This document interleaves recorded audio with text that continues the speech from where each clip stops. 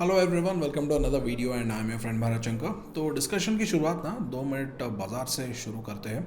तो आज अगर आप देखेंगे ना, तो निफ्टी जब मैं वीडियो बना रहा था तो उस time Nifty I think around 0.16% down था। सेंसेक्स अराउंड 0.12% डाउन और मिड कैप जो है वो 0.89% डाउन था। एंड स्मॉल कैप में देखिए 2.07% से ज़्यादा का गिरावट हुआ है आज। और स्मॉल कैप में ऐसा क्यों हुआ उसके बारे में भी डिस्कस करेंगे, बट पहले निफ्टी का थोड़ा देख लेते हैं कि निफ्टी में क्या हो रहा है। तो आज यहाँ पर आप देखोगे तो निफ्टी का जो हम सपोर्ट लेवल डिस्कस कर रहे थे ना, मतलब जो सपोर्ट जोन था, आज भी निफ्टी ने उसी सपोर्ट जोन को टच किया, वहाँ से रिवर्स हुआ। होपफुली यहाँ से रिवर्स हो, अच्छा है। And I also wish that कि निफ्टी इस सपोर्ट लेवल को ना तोड़े, क्योंकि अगर इस सपोर्ट लेवल अगर ये टूटता है या सपोर्ट जोन के अंदर भी आता है तो और भी गिरावट होने के चांसेस बढ़ जाएंगे। एंड उसके बाद स्मॉल कैप के बारे में बात कर रहे थे ना, तो स्मॉल कैप में क्या हो रहा है देखिए। आई थिंक कुछ टाइम पहले जो हमने स्मॉल कैप इंडेक्स के बारे में डिस्कस किया था ना, तो उस टाइम हमने सपोर्ट लेवल के बारे में डिस्कस किया था, राइट। अगर स्मॉल कैप में रिकवरी होना है तो ये इस सपोर्ट लेवल के ऊपर ट्रेड करना है। तो अभी ये इस सपोर्ट लेवल के नीचे ही ट्रेड कर रहा है and unfortunately it has hit the next support level. और ये नेक्स्ट सपोर्ट लेवल कहाँ पर है देखिए, पहले के रेफरेंस से मैंने ये नेक्स्ट सपोर्ट लिया हुआ है। सो यू कैन सी पहले सपोर्ट यहाँ पर था जहाँ पर मल्टीपल टाइम्स इसको रेजिस्टेंस मिला था, सपोर्ट मिला था और अगेन सपोर्ट मिला था। वैसे ही दूसरे सपोर्ट पे आप देखोगे तो यहाँ पर रेजिस्टेंस, सपोर्ट अगेन यहाँ पर भी उसको एक बार सपोर्ट मिला था। तो this is the second support line now, right now.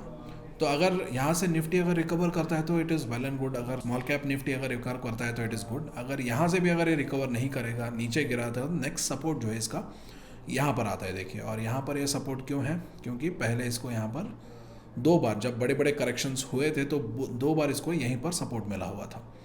So this would be the next support if small cap Nifty small cap breaks this particular support level.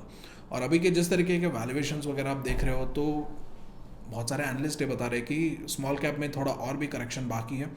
तो हो सकता है स्मॉल कैप इसको ब्रेक करके भी थोड़ा नीचे आए। एंड ऑल्सो अगर नीचे आ रहा है तो इसका मतलब ये नहीं है कि पैनिक होके सब कुछ बेच बाच के मार्केट से निकल जाओ, ऐसा नहीं है। क्योंकि देखिए बुरे टाइम आते हैं तो अच्छे टाइम भी आते हैं। तो अभी बुरा टाइम किस लिए आ रहा है, because our GDP is following, earnings showcase नहीं कर पा रहे स्मॉल कैप कंपनीज। और जब अर्निंग शोकेस नहीं कर पाता है तो कंपनी का क्या होता है, जो वैल्यूएशन होता है जस्टिफाई नहीं हो पाता है। And it can also happen that आने वाले टाइम में अगर मान लीजिए कि अगर इकोनॉमिक रिकवरी होता है, स्मॉल कैप्स अगर अच्छे प्रॉफिट्स पोस्ट करने लगते हैं ना, तो then it could be so that कि ये जो स्मॉल कैप कंपनीज है they can justify their valuation. Some of the companies जो स्ट्रॉन्ग कंपनीज है, not all the companies. But having said that, the truth right now is that पहले ये वाला support था निफ्टी स्मॉल कैप ने इस support को थोड़ा अभी नेक्स्ट सपोर्ट पे आया हुआ है। और इस सपोर्ट को भी वो सस्टेन करता है नहीं करता है, that will have to wait and watch. Let's see what happens. And also आज के अगर आप टॉप लूजर्स आप देखेंगे, टॉप गेनर्स आप देखेंगे, तो आज देखिए सिर्फ आईटी जो है वो सिर्फ ग्रीन में है आज।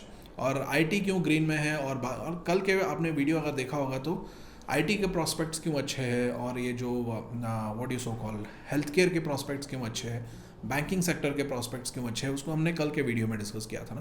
तो you guys can go and check that out, उसके पीछे रीजनिंग क्या है and why these sectors can bounce back much sooner than other sectors. तो कल का वीडियो चेक कर लीजिए, will get to know about that. और आगे बढ़ने से पहले ये बहुत ही ज़्यादा ज़रूरी है कि आप वीडियो को लाइक करें, चैनल को सब्सक्राइब करें और कमेंट करें, बहुत ही ज़्यादा ज़रूरी है। और उसके साथ साथ जो finding red flags while picking multibagger stocks वाला जो वेबिनार है वो आने वाले सैटरडे को जो लर्निंग कम्युनिटी मेंबर्स है उनके लिए बिल्कुल फ्री में होने वाला है। अभी तक अगर आपने लर्निंग कम्युनिटी को ज्वाइन नहीं किया तो मैंने लिंक डिस्क्रिप्शन में दे दिया है। एंड साथ ही साथ लर्निंग कम्युनिटी को फ्री में भी ज्वाइन करने का ऑप्शन है। तो इसको आप कैसे फ्री में ज्वाइन कर सकते हैं उसका डिटेल्स आप व्हाट्सएप चैट सपोर्ट से ले सकते हैं। और उसके बाद कल हमारे जो फाइनेंस मिनिस्टर है निर्मला सीतारमन जी, वो एक बहुत ही इंटरेस्टिंग कमेंट करती है और वो बोलती है कि राइट नाउ हमारा जो इंडियन मार्केट है वो इसीलिए गिर रहा है क्योंकि FIs जो है वो प्रॉफिट बुकिंग कर रहे हैं। और ये बात तो हमको भी पता है, FIs प्रॉफिट बुकिंग कर रहे हैं जिसकी वजह से हमारे मार्केट गिर रहा है। और डेटा आप निकाल के देखेंगे तो लास्ट अक्टूबर से लेके, यानी लास्ट ईयर अक्टूबर से लेके अब तक अगर आप देखेंगे तो FIs ने इंडियन मार्केट्स में around 1.56 lakh crore rupees worth of stocks को बेचा है। और उसमें से 1 लाख करोड़ तो इन्होंने आई थिंक जनवरी से ही बेचा है, 2025 में ही बेचा है। And first of all what I feel is that कि अगर ये नॉर्मल प्रॉफिट बुकिंग होता ना तो इतना ज़्यादा गिरावट नहीं होता। यूजुअली क्या होता है, जब प्रॉफिट बुकिंग होता है ना तो मार्केट में 5% का पुल बैक होता है या 10% का करेक्शन नहीं होता है। अगर अभी अगर आप देखेंगे तो हमारा जो स्मॉल कैप इंडेक्स है I think it has fall more than by 20%, यानी वो बेयर टेरिटरी में आ चुका है। मिड कैप के आई थिंक बेयर टेरिटरी में आ चुका है, एंड ऑल्सो निफ्टी पे अगर आप देखेंगे तो ऑलमोस्ट 13-14% का करेक्शन है निफ्टी में। तो यूजुअली प्रॉफिट बुकिंग होता है तो इतना ज़्यादा गिरावट नहीं होता है। यहाँ पर जब एग्रेसिव सेलिंग होता है कुछ रीजंस की वजह से, कुछ प्रॉब्लम की वजह से, तब ऐसे गिरावट होते हैं। और अभी हमारे मार्केट में प्रॉब्लम्स क्या है, बिकॉज प्रेजेंटली मार्केट में मोस्ट ऑफ द जो फैक्टर्स है they are acting against the investors. और उन फैक्टर्स को अगर आप लिस्ट करना चाहें तो पहला फैक्टर क्या है, हमारा जीडीपी गिर रहा है। और जीडीपी के बारे में हम क्यों बात करते हैं, क्योंकि स्टॉक मार्केट जो है वो अर्निंग्स पे चलता है। अगर कंपनी ज़्यादा अर्निंग्स नहीं कमाएंगी, अगर कंपनीज का ग्रोथ नहीं होगा अर्निंग्स में, तब मतलब स्टॉक का प्राइस भी नहीं बढ़ेगा और वैल्यूएशन भी नहीं बढ़ेगा। तो इसीलिए अभी अगर हमारा, आपने रिसेंटली देखा भी होगा ना, क्वार्टरली रिजल्ट्स जितने खराब पोस्ट कर रहे हैं कंपनीज लास्ट 2-3 क्वार्टर्स में, और अभी भी क्वार्टरली रिजल्ट्स के रिवाइवल में कुछ अच्छे साइंस भी नहीं दिख रहे। और यहाँ पर अगर आप देखेंगे तो जीडीपी अभी क्यों गिर रहा है, तो उसके ऑफकोर्स बहुत सारे रीजंस हैं, लेकिन एक मेजर रीज़न फ्रीबीज भी है। क्योंकि गवर्नमेंट जो भी जीएसटी कलेक्ट कर रहा है, जो भी हमसे टैक्स वसूल कर रहा है, उसको अगर फ्रीबीज में अगर गवर्नमेंट बांटता जा रहा है तो डेवलपमेंट कहाँ से होगा, राइट। आप लास्ट अगर आप 2 बजट उठा के देख लीजिए तो इंफ्रास्ट्रक्चर पे कहाँ स्पेंडिंग हुआ है, रेलवेज पे कहाँ स्पेंडिंग हुआ है, आप देख लीजिए पावर सेक्टर में कहीं पर भी उतना स्पेंडिंग नहीं हो रहा है, क्योंकि गवर्नमेंट के पास पैसा ही नहीं बच रहा है, बिकॉज मोस्ट ऑफ द जो पैसा है वो गवर्नमेंट फ्रीबीज पे उड़ा रहा है। और एक तरीके से अगर देखा जाए तो पहले जिस तरीके से चोरी छुपे मतलब वोट्स के लिए पैसे दिए जाते थे, अभी गवर्नमेंट ने क्या कर दिया, उसको लीगलाइज कर दिया है by making them into schemes like development schemes, right. And this has to stop at some point of time, अगर हम अपने जीडीपी को फिर से वापस ग्रोथ ट्रैक पे लेके आना चाहते हैं तो। And of course freebies is not the only reason, there are other reasons as well. I am just saying that this is also one of the important reason जिसको हमें अभी देखना चाहिए, रिव्यू करना चाहिए और इसको बंद करना चाहिए किसी ना किसी तरीके से। रीजन नंबर 2 क्या है, टैक्सेशन। अभी आपने लॉन्ग टर्म कैपिटल गेन्स को बढ़ा दिया, शॉर्ट टर्म कैपिटल गेन्स को बढ़ा दिया, तो इसकी वजह से एफआईएस के ऊपर ना आई थिंक ये जो टैक्सेशन की वजह से जो पैसा कट रहा है वो प्रॉफिट्स को और भी ज़्यादा इरोड कर रहा है। That is also eroding the interest of FIS in the Indian stock market. क्योंकि अगर आप देखेंगे तो आप बहुत सारे लोग भूल भी गए होंगे, कुछ टाइम पहले हमारा जो लॉन्ग टर्म कैपिटल गेन्स था वो 0 था, राइट। अभी 0 से हम कहाँ पर आ गए, 12.5% पे आ गए। और पहले एक टाइम पे शॉर्ट टर्म कैपिटल गेन्स 15% था, यानी अभी हमारा जो लॉन्ग टर्म कैपिटल गेन्स है वो almost short term capital gains के आसपास ही आ गया है। अगर 2.5% और बढ़ा दिया हमारे लॉन्ग टर्म कैपिटल गेन्स को तो वो इक्वल टू पहले के शॉर्ट टर्म कैपिटल गेन्स के बराबर हो जाएगा। और सिर्फ इन्वेस्टर्स के ऊपर ही टैक्सेशन नहीं, रिसेंटली जो जीएसटी वगैरह जो बढ़ाया गया है वो बहुत सारे छोटे बिजनेसेस के ऊपर ना टैक्सेशन का बर्डन बढ़ा रहा है। And that is also one of the major reason why the consumption is going down in the Indian market right now. और अभी ये जो टैक्सेशन रिड्यूस करने के बारे में बात हो रहा है वो बस रिटेल इन्वेस्टर्स का ही मांग नहीं है। अगर आप देखेंगे तो बहुत सारे जो फंड हाउसेस के जो मैनेजर्स हैं वो भी इसके बारे में अभी ओपनली बात कर रहे हैं और वो भी खुल के बता रहे हैं कि अगर गवर्नमेंट ज़्यादा टैक्सेशन लगाएगा तो ऑब्वियसली इसकी वजह से क्या होगा, ये जो फॉरेन इन्वेस्टर्स हैं उनको कम मिलेगा, अगर कम मिलेगा तो वो हमारे मार्केट में क्यों इन्वेस्ट करेंगे, बेचेंगे और भागेंगे। और यहाँ पर देखिए फंड मैनेजर्स का लॉजिक बहुत ही सिंपल है, अगर टैक्सेशन बढ़ेगा यानी गवर्नमेंट ज़्यादा टैक्सेस लगाएगा तो इसकी वजह से क्या होगा, कैपिटल गेन्स कम हो जाएंगे, और अगर कैपिटल गेन्स कम होंगे तो इसकी वजह से नेगेटिव वेल्थ इफेक्ट पड़ेगा, जिसकी वजह से अल्टीमेटली क्या होगा, ये टैक्स कलेक्शन को भी रिड्यूस करेगा। और इसके बारे में हमने जीएसटी के रिलेटेड ही सेम डिस्कशन किया था।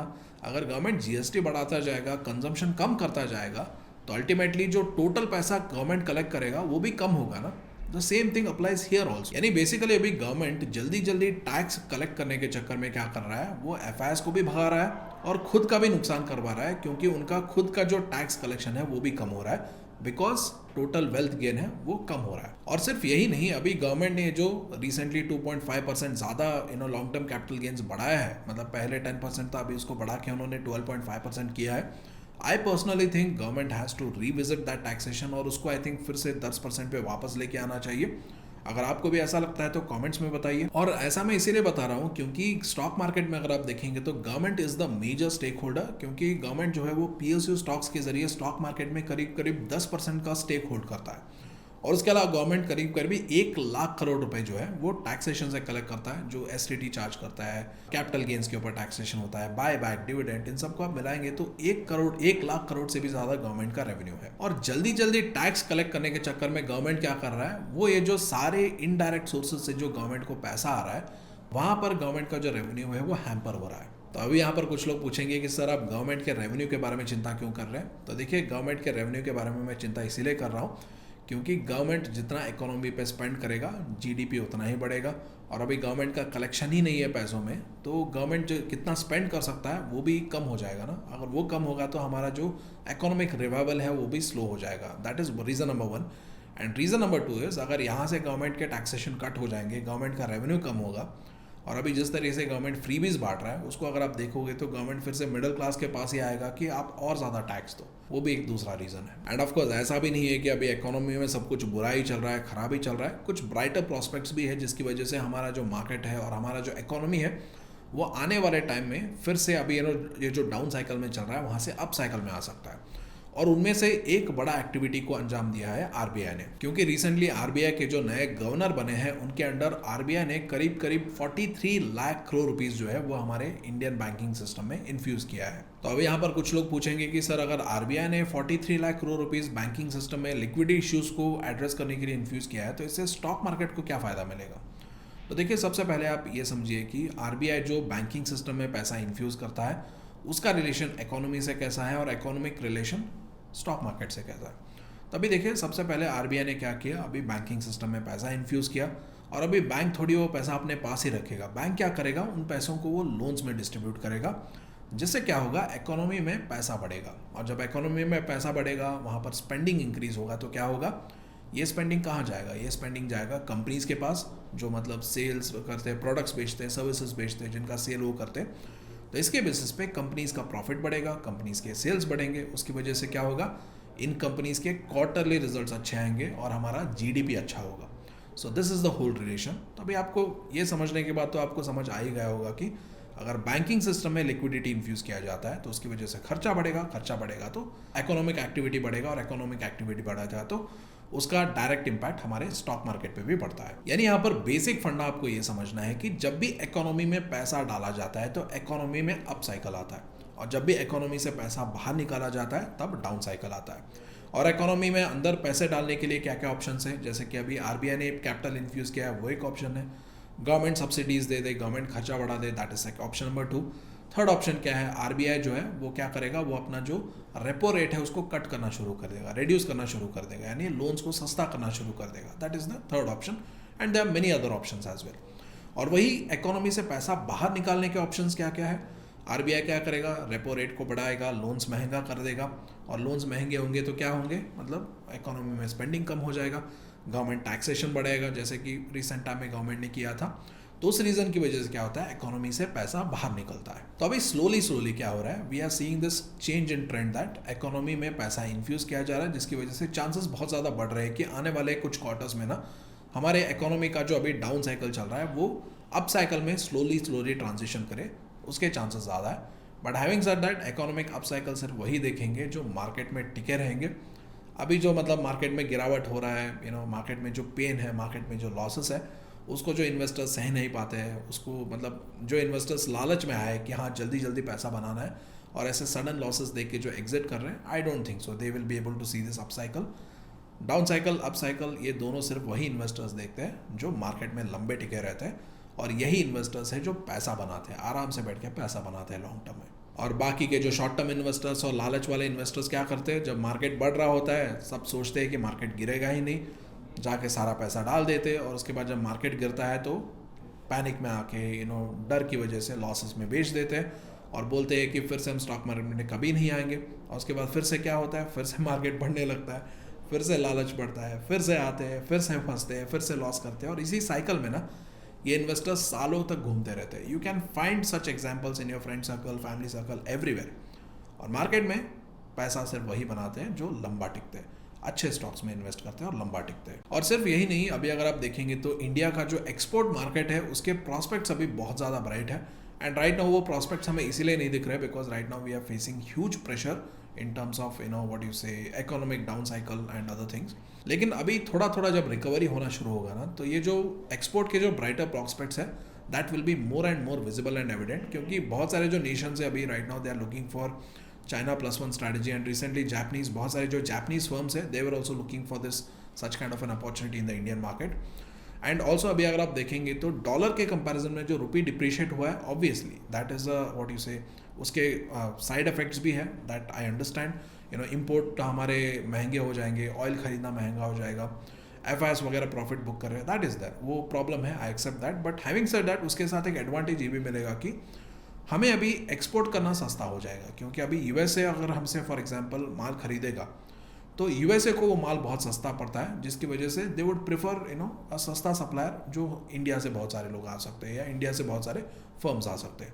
So that is one more benefit in terms of export market what Indian investors can experience in the next upcoming few quarters, जहाँ पर हमारे इकोनॉमी में फिर से डाउन साइकिल से अप साइकिल में ट्रांजिशन होगा। तो अभी इसके बाद आपके कुछ कमेंट्स भी ले लेते हैं, और कमेंट्स लेने से पहले आपने देखा होगा कि बैकग्राउंड चेंज हो गया है, I am in a meeting room. तो अभी कुछ लोग कमेंट में लिख सकते हैं कि सर मार्केट गिर रहा है तो इसकी वजह से आपने वापस जॉब ज्वाइन कर लिया क्या? तो मैंने जॉब ज्वाइन नहीं किया है। अभी आप देखोगे तो जो स्टार्टअप इकोसिस्टम है ना, right now it is struggling to raise funds.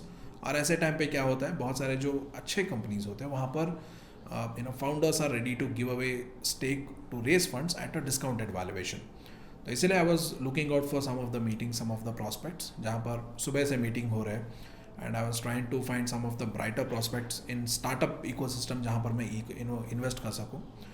और इसी के बीच में ना I also had to make the update video, आज का अपडेट वीडियो आपके लिए। तो इसलिए मैं एक मीटिंग रूम में आ गया and I am making update video, and let's see आज के मीटिंग्स कैसे जाते हैं। And I am just hoping to find at least 1 or 2 good startups जिसमें मैं इन्वेस्ट कर सकूँ।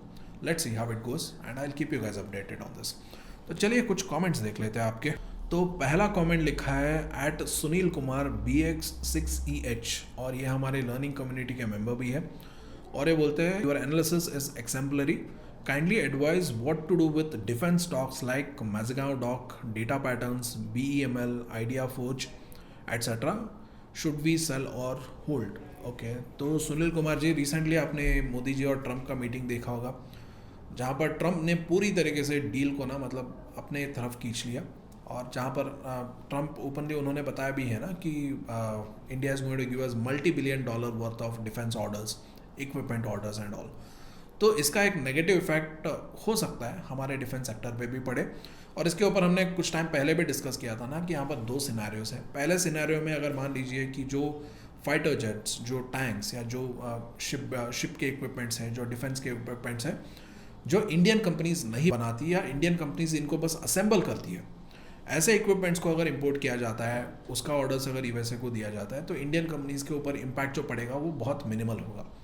लेकिन वही अगर जो इंडियन कंपनीज बनाती है, यानी आपने जो कंपनीज बताया अभी, जो काम ये कंपनीज करती है वही काम, एग्जैक्ट काम अगर कोई यूएस कंपनी करता है, और इंडिया को just to avoid the tariff threat from USA, अगर India is forced to give these orders away to the US company, तब इन कंपनीज के ऊपर इम्पैक्ट बहुत ज़्यादा पड़ सकता है। अभी मतलब इम्पैक्ट कितना पड़ेगा दैट वी डोंट नो, क्योंकि अभी तक कोई ऐसा मेजर डील का अनाउंसमेंट हुआ नहीं है। जब ये डील के अनाउंसमेंट होने शुरू हो जाएंगे तब हमें देखना होगा कि इनके ऊपर इम्पैक्ट क्या पड़ सकता है। तो एक मेजर इम्पैक्ट अगर गलत हो जाता है, अगर एग्जिस्टिंग ऑर्डर्स में इन कंपनीज को प्रोवाइड किया जाता है, तब हो सकता है कि इंडियन कंपनीज के पास अभी ये जो बड़ा बड़ा ऑर्डर बुक है वो हो सकता है वो डिले हो जाए, इनमें कुछ ऑर्डर्स कैंसिल भी हो जाए, that is also a chance, but that is the worst case scenario. But will have to wait and watch कि इसमें डेवलपमेंट्स क्या होते हैं। और उसके बाद नेक्स्ट कमेंट लिखते हैं भानु भाई C8K, वो बोलते हैं sir what about Yes Bank, is it over valued.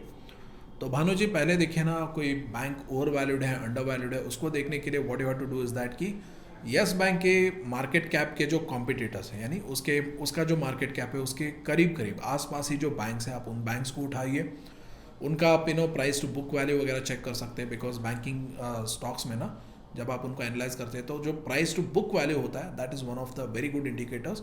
क्योंकि जो कल के वीडियो में भी हमने डिस्कस किया था ना कि बैंक्स का जो एसेट्स वगैरह होते हैं, जो लायबिलिटीज़ वगैरह होते हैं, यानी जो भी वो लोन्स देते हैं, इन्वेस्टमेंट्स रखते हैं, तो उनके पास जो भी डिपॉजिट आता है that is mark to market, यानी उसको रेगुलरली उनका जो वैल्यू है उसको पीरियडिकली रिव्यू किया जाता है और चेंज किया जाता है।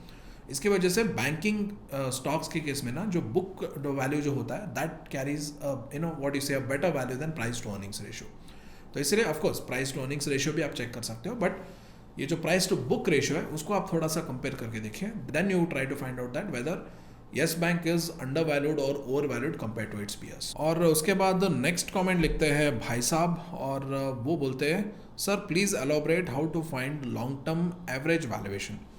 आई थिंक वो हमारे कल के वीडियो का रेफरेंस दे रहे हैं, जहाँ पर हमने कल के वीडियो में डिस्कस किया था कि अगर किसी कंपनी का valuation long term average valuation के नीचे होता है तो वो मतलब अंडर वैल्यूड होता है। उस टाइम बड़े इन्वेस्टर्स उसको एक्यूमुलेट करना स्टार्ट करते हैं, और जब भी ये लॉन्ग टर्म एवरेज वैल्यूएशन से ऊपर आता है करंट वैल्यूएशन, तो उस टाइम वो क्या करते हैं, प्रॉफिट बुक करने लगते हैं। और मार्केट का एक सिंपल स्ट्रैटेजी भी है, अगर आप एक प्रॉफिटेबल इन्वेस्टर बनना चाहते हैं from a long term point of view, तो जब भी किसी कंपनी का वैल्यूएशन या मार्केट का वैल्यूएशन उसके लॉन्ग टर्म एवरेज वैल्यू के नीचे होता है तो खरीदना होता है, लॉन्ग टर्म एवरेज वैल्यूएशन के ऊपर होता है तो उसको बेचना होता है। और एग्जैक्टली वो यहाँ पर पूछ रहे हैं कि इसको कैसे चेक करना है, तो चलिए मैं आपको दिखा देता हूँ इसको। तो देखिए, दिस इज द इन्फोसिस, और इसको मैंने screener.in पे निकाला है, और यहाँ पर screener.in पे मैंने इसीलिए निकाला है क्योंकि यहाँ पर सारा इन्फॉर्मेशन आपको फ्री में मिल जाएगा। सो फ्री में आप इसको एनालाइज कर सकते हो। तो यहाँ पर देखिए पी रेशो है, राइट। सो पी रेशो आप देखोगे तो यहाँ पर नीचे लिखा होगा मीडियम पी, तो ये आई थिंक एवरेज रेशियो होगा। तो लास्ट 3 ईयर्स का, लास्ट 1 ईयर का अगर आप देखेंगे तो इसका एवरेज पी रेशो कितना है, 28.2 है। और अभी इन्फोसिस का पी रेशो कितना है, 28 के आसपास है। 3 ईयर्स का अगर आप देखोगे तो ये 27.5 है, और 10 ईयर्स का अगर आप देखोगे तो ये 21.5 है। 5 ईयर्स का अगर आप देखोगे तो ये 27.8 है। तो इस तरीके से आप एवरेज पी रेशो जो होता है उसका आप यहाँ पर वैल्यू देख सकते हो from what you say different time frame point of view, 3 years का time frame, 5 years, 10 years and so on. और उसी तरीके से आप यहाँ पर प्राइस टू बुक भी चेक कर सकते हो, जो बैंकिंग स्टॉक्स के लिए बहुत ज़्यादा रेलेवेंट होता है। आईटी के लिए आई डोंट नो कितना रेलेवेंट होगा price to book ratio, but banking stocks के लिए बहुत ही ज़्यादा रेलेवेंट होता है। और इसको भी आप देखिए 10 ईयर्स के टाइम पीरियड में या मैक्सिमम के लिए देख सकते हैं, जब से डेटा अवेलेबल है screener.in के पास, या 3 ईयर्स का देख सकते हैं। और वैसे अगर आप चाहें तो कुछ कंपनीज में आप मार्केट कैप टू सेल्स भी देख सकते हो, और ये जो मार्केट कैप टू सेल्स है ना, ये ग्रोथ कंपनीज को एनालाइज करने में बहुत काम आता है। और यानी स्पेशली ऐसे ग्रोथ कंपनीज जो मतलब अभी उतना ज़्यादा प्रॉफिटेबल नहीं है, लेकिन वो एग्रेसिवली इन्वेस्टमेंट्स कर रहे हैं अपने मतलब कस्टमर बेस को बढ़ाने के लिए या मार्केट शेयर को बढ़ाने के लिए। और आई थिंक आज के टाइम में आई थिंक ये जो मार्केट कैप टू सेल्स है वो अभी उतना ज़्यादा रेलेवेंट नहीं है, लेकिन आने वाले टाइम में ना this parameter is going to be more and more relevant, क्योंकि अभी स्टार्टअप डोमेन से या मतलब स्टार्टअप इकोसिस्टम से बहुत सारे जो सक्सेसफुल कंपनीज है वो स्टॉक मार्केट में लिस्ट हो रहे हैं, जो अभी उतना प्रोफाउंड प्रॉफिट्स नहीं कमाते होंगे, बट ऐसे कंपनीज को अगर आपको एनालाइज करना है तो this parameter will come very handy. और जनरली अगर आप जैसे कि मैंने बताया था ना, I do investing in startups as well, startup companies as well, private companies as well. तो ऐसे कंपनीज को एनालाइज करते टाइम ना usually I don't go for profits, I go for market cap to sales. और अगर ज़्यादा startup companies successful होकर stock market में भी आएंगे तो ये जो पैरामीटर है मार्केट कैप टू सेल्स, तो ये भी आने वाले टाइम में ज़्यादा प्रोमिनेंट होता आपको दिखेगा। और उसके बाद नेक्स्ट कमेंट लिखते हैं SM टेक्नो लर्निंग 3072, वो बोलते हैं due to inflation problem USA will avoid to impose reciprocal tariff on pharma. तो सबसे पहले देखिए कल के वीडियो पे हमने इसको डिस्कस किया हुआ था। Right now those pharmaceutical companies can stand a better chance of doing in India market, जहाँ पर जो कंपनीज डोमेस्टिक मार्केट को ज़्यादा केटर करती है। और रही बात इंटरनेशनल मार्केट की, USA is one of the biggest customer for Indian pharma industry. But having said that, अभी डोनाल्ड ट्रंप इसके ऊपर टैरिफ लगाएंगे नहीं लगाएंगे, दैट टोटली डिपेंड्स ऑन कि इंडियन गवर्नमेंट USA के मतलब जो कंडीशंस टर्म्स हैं वो कितना मानेगा। क्योंकि डोनाल्ड ट्रंप का जो पॉलिसी है वो आपको पता ही है, वो पहले अटैक करते हैं, उसके बाद सीज फायर करते हैं, नेगोशिएट करते हैं, and then Donald Trump will crack a deal which is favourable for the Donald Trump और फॉर द US। और अभी अगर इस प्रोसेस में अगर कोई सरेंडर नहीं करता है, अगर कोई US की बात नहीं मानता है, डोनाल्ड ट्रंप की बात नहीं मानता है, तब Donald Trump has proven this in his last term also कि अगर कोई बात नहीं मानेगा तब तो हम डेफिनेटली एक्शन लेंगे और वो कंटिन्यू करेंगे। जैसे कि लास्ट टर्म में जब डोनाल्ड ट्रंप ने टैरिफ बढ़ाया था चाइना के ऊपर, चाइना ने बात नहीं माना, चाइना ने भी टैक्स बढ़ाया, USA ने थोड़ा और टैक्स बढ़ाया, और ये वॉर 2-3 साल तक चलता रहा। I think you might remember that phase. तो इसीलिए हम यहाँ पर ये अज्यूम नहीं कर सकते कि Donald Trump might not impose tax on pharma because of inflation. It will be too early to assume that. और उसके बाद नेक्स्ट कमेंट करते हैं राज पुरोहित जितेंद्र, वो बोलते हैं why Senco is falling despite being gold stock. तो ये देखिए बहुत ही वैलिड सवाल है right now, why Senco is falling. तो देखिए सबसे पहले Senco is falling because of poor quarterly results. Q3 में उसने बहुत ही खराब क्वार्टरली रिजल्ट्स दिखाए थे, और Q3 में उसने खराब क्वार्टरली रिजल्ट्स क्यों दिखाए थे उसका एक पर्टिकुलर रीज़न भी है, and you have to understand this reason, क्योंकि ये और भी बहुत सारे कंपनीज़ के लिए भी एप्लीकेबल है। जब आप और कंपनीज़ को एनालाइज करोगे तो ये जो रीज़न है और ये जो मतलब नॉलेज है आपका वहाँ पर काम आ सकता है। So first of all you are right, Senco is a gold company. अभी गोल्ड का प्राइस लगातार बढ़ रहा है, तो इसका भी प्राइस बढ़ना चाहिए था, लेकिन इसका प्राइस गिर रहा है। तो इसका मेन रीज़न है इसका थर्ड क्वार्टरली रिजल्ट्स, जो कि बहुत ही बुरा आया था। आई थिंक वहाँ per year on year basis पे उनका जो प्रॉफिट है वो ऑलमोस्ट 69-70% डिक्लाइन हुआ था। लास्ट ईयर सेम क्वार्टर में आई थिंक इन्होंने अराउंड 109-110 करोड़ का प्रॉफिट पोस्ट किया था, और इस साल सेम क्वार्टर में इन्होंने अराउंड 33-34 अराउंड करोड़ का प्रॉफिट पोस्ट किया है। तो अभी इसके बाद एक सिंपल सा सवाल ये आएगा कि अभी अगर गोल्ड का प्राइस इतना बढ़ रहा है तो कंपनी को तो और ज़्यादा प्रॉफिट्स होना चाहिए था, लेकिन कंपनी के प्रॉफिट्स क्यों गिर रहे हैं? तो इसका देखिए एक मेजर रीज़न है, और वो मेजर रीज़न ये है कि कस्टम ड्यूटीज़ के रिलेटेड कंपनी को एक सिग्निफिकेंट लॉस हुआ है। और यहाँ पर फिर से एक सवाल आएगा कि अभी तो रिसेंटली गवर्नमेंट ऑफ इंडिया ने ये जो गोल्ड के ऊपर कस्टम ड्यूटी था उसको रिड्यूस कर दिया था, उसके बाद तो मतलब प्रॉफिट्स और भी बढ़ना था, तो अभी कस्टम ड्यूटीज़ की वजह से लॉस कैसे हो सकता है?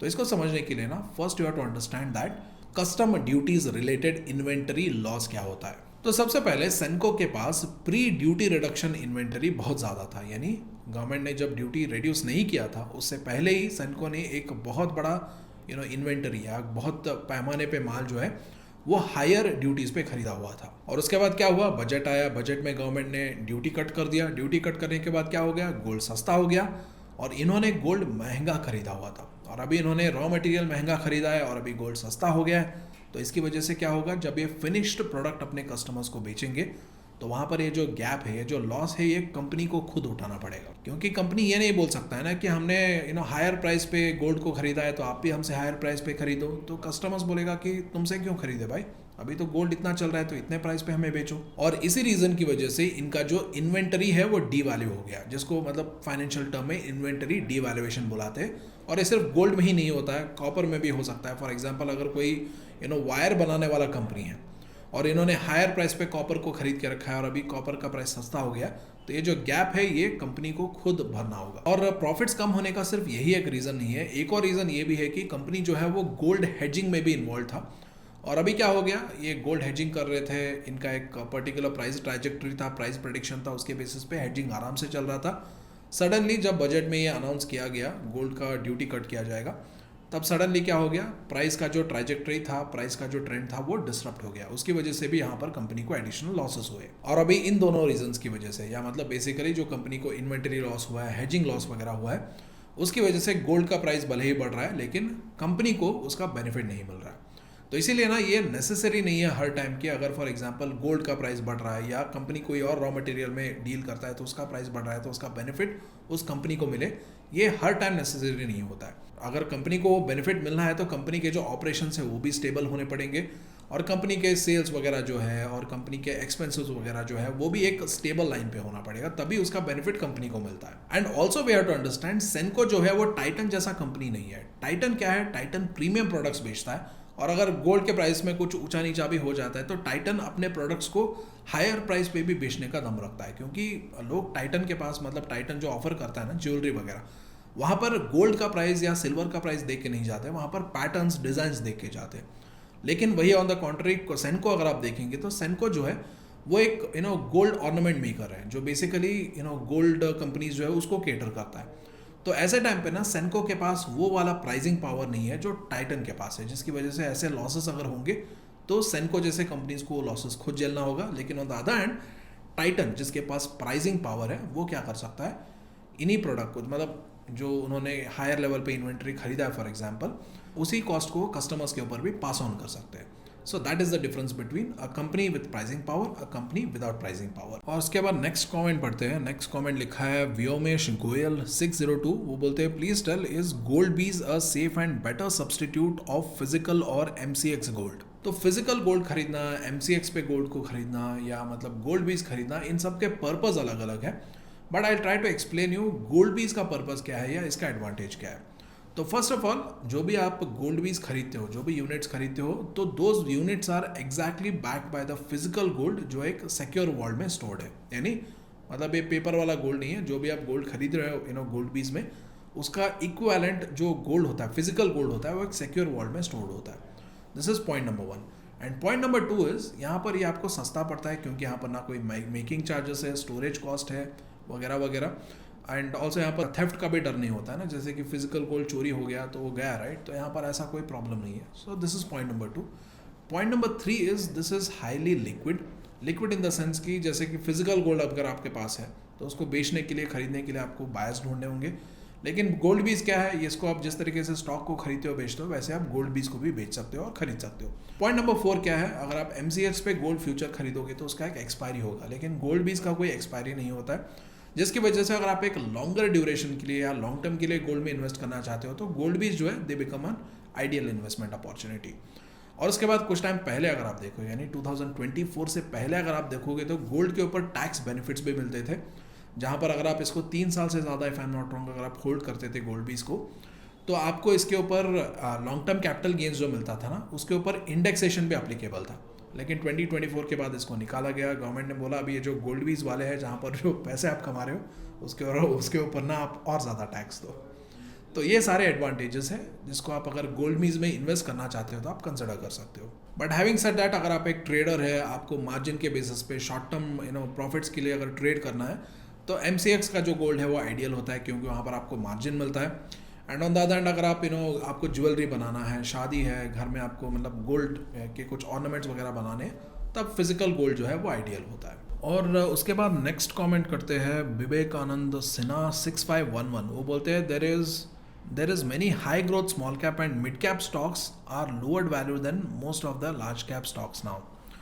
तो विवेक जी, I think it is right because I also see there are a lot of some of the mid cap and small cap stocks जो अपने ग्रोथ के कंपैरिजन में जो इनका वैल्यूएशन है वो अभी I think large cap stock से अट्रैक्टिव है, क्योंकि लास्ट वीडियो में हमने डिस्कस किया था ना, right now in this present market large cap stocks are well positioned in terms of valuation, क्योंकि most of the large cap stocks का जो वैल्यूएशन है वो उनके लॉन्ग टर्म एवरेज वैल्यूएशन से नीचे है right now. And long term valuation से नीचे होता है तो बड़े इन्वेस्टर्स बाय करते हैं, एक्यूमुलेट करते हैं, प्राइस बढ़ता है, वो जब लॉन्ग टर्म एवरेज वैल्यूएशन के ऊपर जाता है तो बेच देते हैं, राइट। सो उस पॉइंट ऑफ व्यू से बता रहे हैं, आई think it is right. I also see a lot of stocks in mid cap and small cap which are relatively सस्ता compared to a large cap stock compared to its growth, यानी इन companies में growth ज़्यादा है। And of course अगर आपके mind में अगर कोई ऐसा स्टॉक है, ऐसा कोई अगर कंपनी को अगर आप ट्रैक कर रहे हो, तो you guys are also welcome to write that down in the comment section. And उसके बाद नेक्स्ट कॉमेंट ले लेते हैं। नेक्स्ट कॉमेंट लिखा है दिगंत गुप्ता 6183। वो बोलते हैं how to find average long term valuation. तो दिगंत जी, कुछ टाइम पहले हमने इसको डिस्कस किया हुआ है।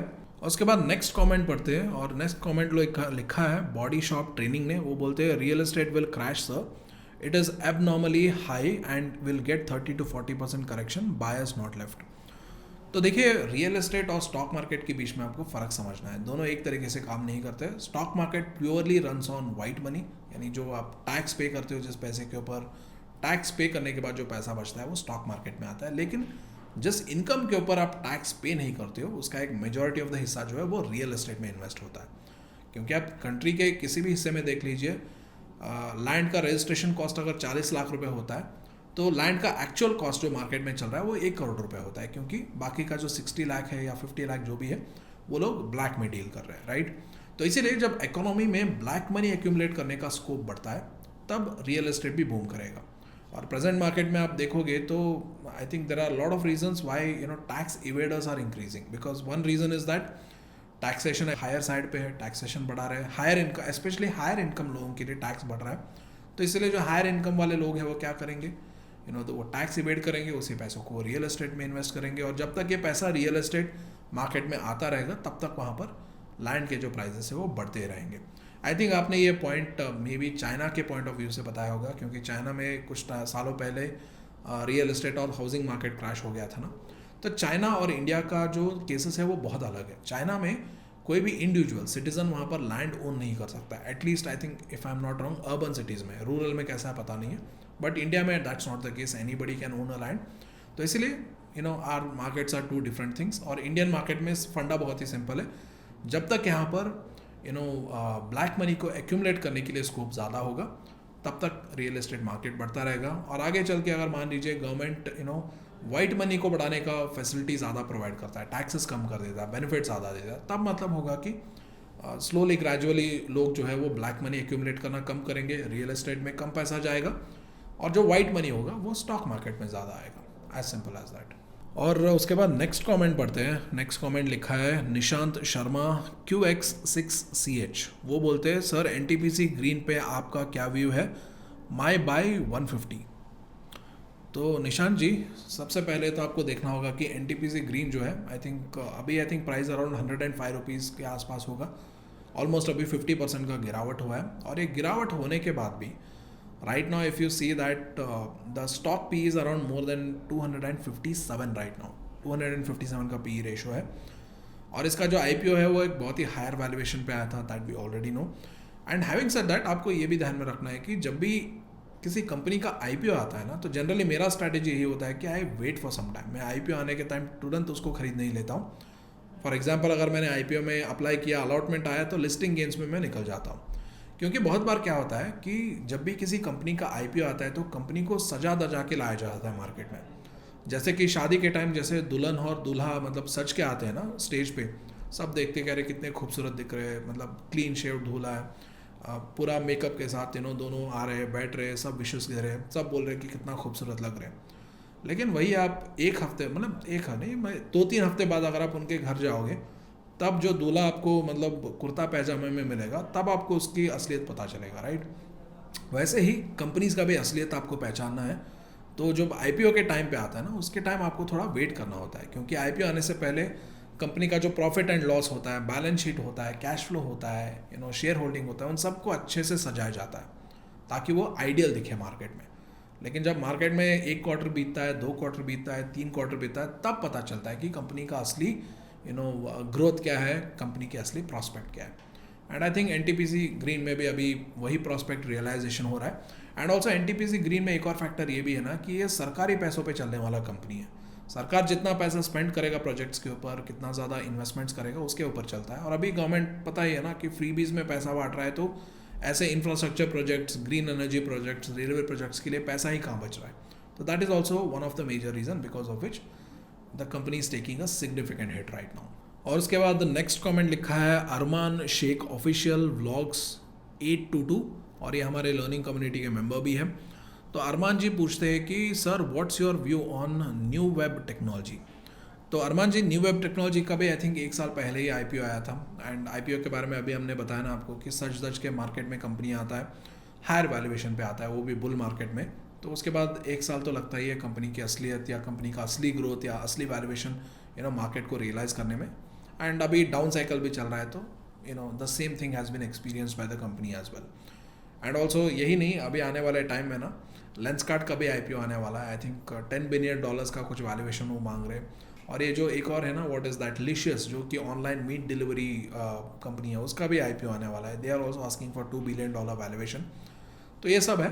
बट हैविंग सेड दैट, अगर आप ये जो न्यू वेब टेक्नोलॉजी है, इसका अगर आप सेल्स प्रॉफिट वगैरह देखोगे तो उसके हिसाब से मतलब कोई अगर सेल्स देखेगा, प्रॉफिट देखेगा, शेयर होल्डिंग देखेगा, तो वहाँ पर उतना कुछ खराबी नहीं है कंपनी में। लेकिन फिर भी स्टॉक प्राइस इसीलिए गिर रहा है बिकॉज जो इनिशियल पंप जो किया गया था IPO के टाइम, वो पंप अभी, वो हवा जो है अभी धीरे धीरे निकल रहा है। That is the only reason. Just because price is falling it doesn't mean that company is bad. क्योंकि देखिए, कोई भी कंपनी जितना अच्छा क्यों ना हो, अगर हम उसको गलत प्राइस पे खरीदेंगे तो वहाँ पर लॉस तो डेफिनेटली होगा।